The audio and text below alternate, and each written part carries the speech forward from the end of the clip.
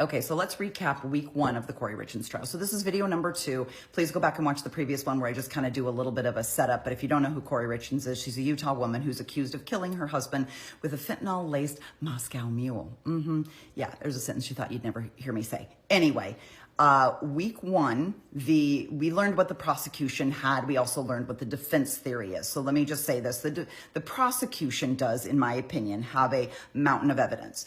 But I'm going to be very honest. I think as the defense was speaking, I think that there are, I'm not going to call them holes, but I'm going to say there's a little bit of oddity. And it always comes down to this one situation where maybe the police didn't do 100% of everything that they should have done or that we think they should have done. And if you get that in the head of just one juror, that's all you need. Okay, so let's start with some of the people that the prosecution brought forward. So, and I'm reading from notes. This is the part that I have to read, so bear with me. So both the medical examiner and the toxicologist testified about the autopsy results. And they both found there to be elevated levels of fentanyl in Eric Richins' blood. Now, it was 5 times the lethal dose. So whatever amount that is, it's 5 times that. So it was a lot of fentanyl. Now, they also put forward body cam videos. So as Kouri's being interviewed by the police, one of the things she alludes to is that he occasionally took THC-laced gummies, right? Like gummies, you know, gummies. And she said that he occasionally took those and that maybe there was something that mixed with the alcohol, something. But they found no THC in his system. Carmen Lauber, who was the housekeeper in the Richins home, she testified that on 3 or 4 occasions, and this is where it gets a little dicey because she says 3, and I think they said, are you sure it wasn't 4? And she's like, okay, maybe it was 4.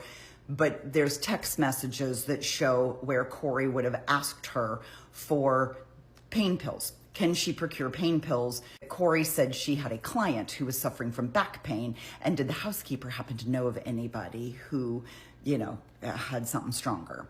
And so there were at least 2 times where Carmen procured pills, alleged fentanyl. Now, the person who sold them to her said he thought that he was selling her Oxy. Carmen's like, I thought I was buying fentanyl and handing over to Kouri fentanyl. And that's what was used to kill Eric. So that's the trail of how this goes. But Carmen has testified that she was the one that procured the pills. And each time Kouri paid her $900 cash to get between 15 and 30 pills. She testified that each time she provided Kouri with something, Kouri would say, we need something stronger, we need something stronger. So she was really trying to kind of elevate the level of drugs that Carmen was getting for her. Now, apparently there are 932 pages of transcripts from Carmen being interviewed multiple times by the police, 932 pages of transcripts. They're not going to let that in. The prosecutors wanted to put that in for the jury to read, but the judge felt that there'd be too much hearsay in there, so he said no. We heard testimony from a woman named Anna Isbell. What she testified was that she overheard a conversation between Kouri and her handyman, this man named Hayden Jeffs. Kouri also tried to get drugs from him. So not only her housekeeper, she was trying to get drugs from him. And this person said she overheard Kouri talking on the phone to Hayden saying, you know, she wanted the Michael Jackson stuff. Like she wanted some serious drugs. Now, the prosecutor read aloud all those text messages that went back and forth between Kouri and her boyfriend, her affair partner, if you will. Okay, Kouri was having an affair. I may have forgotten to mention that. And it was further motive for her to no longer have Eric in her life. There was talk about, you know, if I were divorced today, would you marry me? When I'm free kind of discussion. I'm paraphrasing, but that was kind of the general nature of these texts. She wanted a new life without Eric in it. Kouri's story is that she found her husband unresponsive in bed and called 911. Well, the prosecutor said they have phone data that shows that at least 15 minutes before she made that 911 call, she was doing other things on her phone. So she was doing searches and making other calls and doing texts, and then she called 911.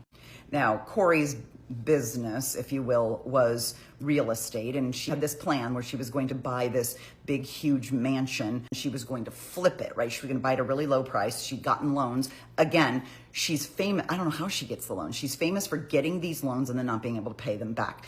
According to Eric's family, Eric was not approving of her buying that home. It was a big expenditure. He'd already discovered her financial issues at that point, and so he couldn't believe she was doing this.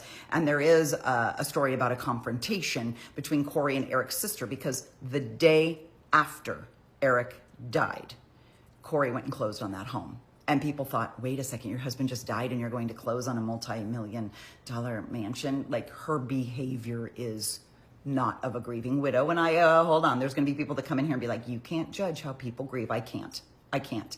Please, I would just ask you, I would love to see the stories. I'd love to see the links. Please tell me, let me Google the other women who lost their husband and the next day went and closed on a 20,000 square foot mansion. The entire defense strategy is that Eric was a recreational drug user.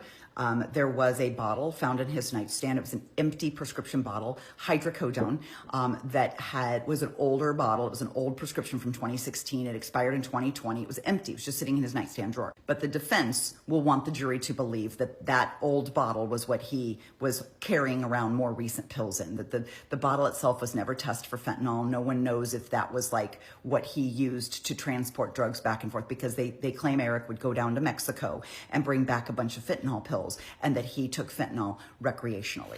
They have painted Eric as this rich young man who lived a bit recklessly. He lived, he was a risk taker, and it just caught up with him. Now, I'm not entirely sure how they're going to explain away the insurance fraud and the forgery and the bag checks and just this, like, a year's worth of just horrible financial crimes. I don't know if they think they need to be honest with you. If they can get her off on the murder charges, then she'll face the other stuff, right? That's small potatoes compared to aggravated murder and attempted aggravated murder. Oh, by the way, there was a second attempt, or there was a first attempt.